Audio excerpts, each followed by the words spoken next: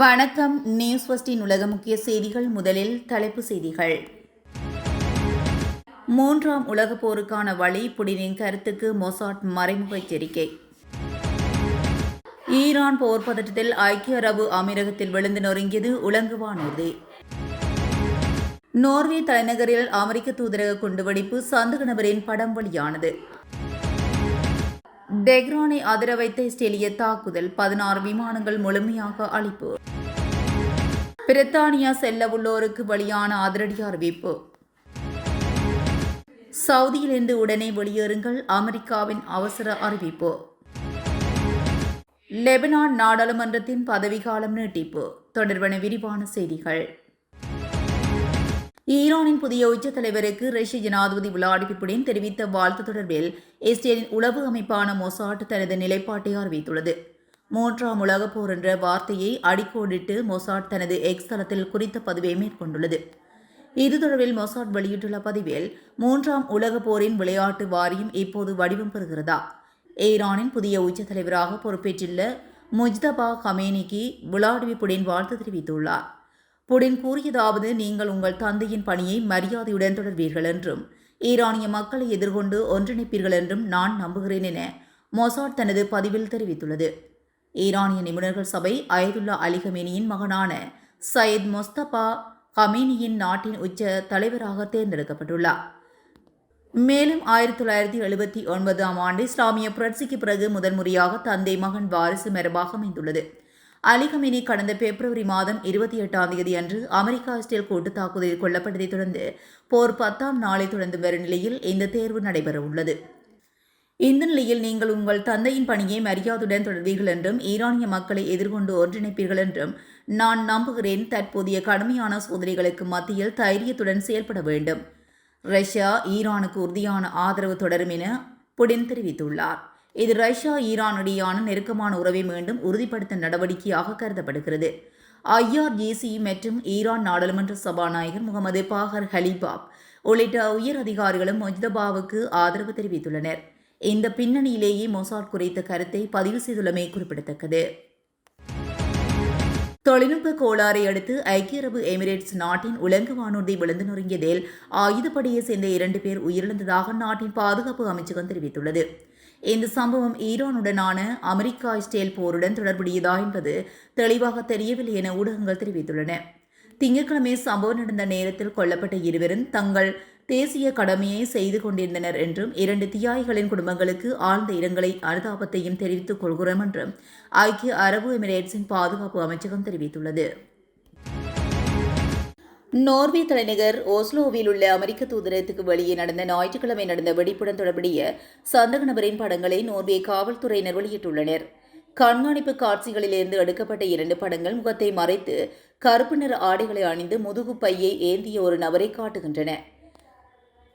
கட்டிடத்தின் நுழைவாயிலில் வைக்கப்பட்டிருந்த ஒரு மேம்படுத்தப்பட்ட சாதனத்தால் வெடிப்பு ஏற்பட்டதாக இதுவரை தங்கள் விசாரணையில் தெரிய வந்துள்ளதாக காவல்துறையினர் தெரிவித்தனர்.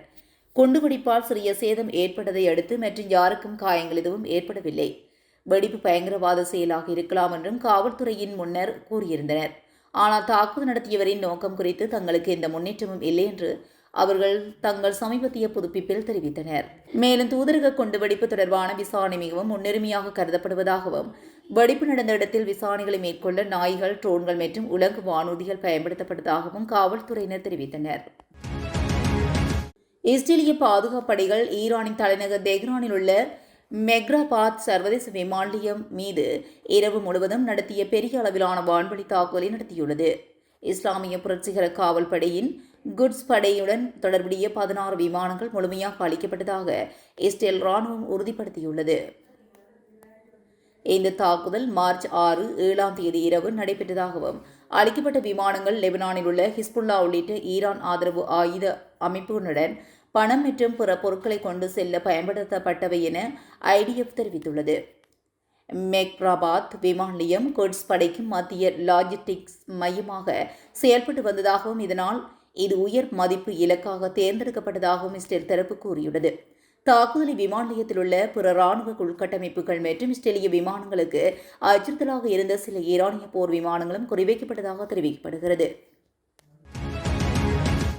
பிரித்தானியாவில் நிரந்தரமாக குடியேற விரும்பும் வெளிநாட்டவர்கள் இனி உயர்மட்ட ஆங்கில மொழி புலமையை கொண்டிருக்க வேண்டும் என்ற புதிய சீர்திருத்தங்களை பிரித்தானிய அரசாங்கம் அறிமுகப்படுத்தியுள்ளது. பிரித்தானிய உள்துறை செயலாளர் இந்த மைல்கல் சீர்திருத்தங்களை அதிகாரப்பூர்வமாக அறிமுகப்படுத்தியுள்ளார்.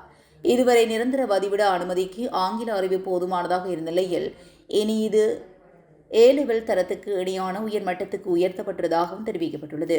இந்த புதிய விதிமுறைகளுக்கு தயாராக குடியேற்றவாசிகளுக்கு ஒரு வருட கால அவகாசம் வழங்கப்பட்டுள்ளது. சவுதியில் இருந்து உடனடியாக வெளியேற வேண்டும் என்று தனது தூதரக அதிகாரிகளுக்கு அமெரிக்கா அவசர அறிவிப்பை வெளியிட்டுள்ளது. அமெரிக்காவுக்கும் உதவும் வளைகுடா நாடுகள் மீதும் அங்குள்ள அமெரிக்க படைகள் மற்றும் ராணுவ நிலைகள் மீதும் ஈரான் தாக்குதல் நடத்தி வரும் நிலையில் அறிவிப்பு வெளியாகியுள்ளது.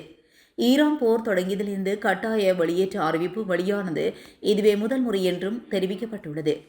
ஏனெனில் சவுதி அரேபியாவில் உள்ள தங்கள் அமெரிக்க ஊழியர்களையும் தூதரக அதிகாரிகளையும் நாட்டை விட்டு வெளியேற அமெரிக்க வெளியுறவுத்துறை உத்தரவிட்டுள்ளது.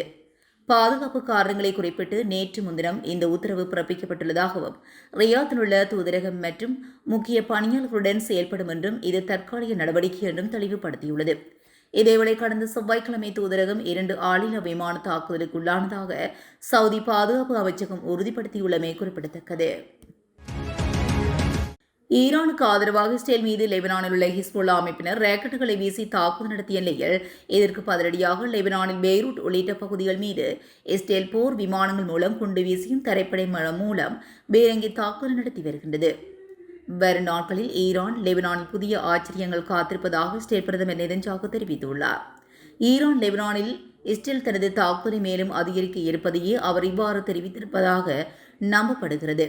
இந்த நிலையில் லெபனானின் பல்வேறு பகுதிகளில் இஸ்ரேல் தாக்குதல் நடத்தி வரும் நிலையில் 2022 தேர்ந்தெடுக்கப்பட்ட லெபனான் நாடாளுமன்றத்தின் பதவிக்காலம் நீட்டிக்கப்பட்டுள்ளதாக தகவல் வெளியாகியுள்ளமை குறிப்பிடத்தக்கது. இதுபோன்ற செய்திகளை உடனுக்குடன் தெரிந்து கொள்ள நியூஸ் ஃபர்ஸ்டுடன் இணைந்திருங்கள். நன்றி, வணக்கம்.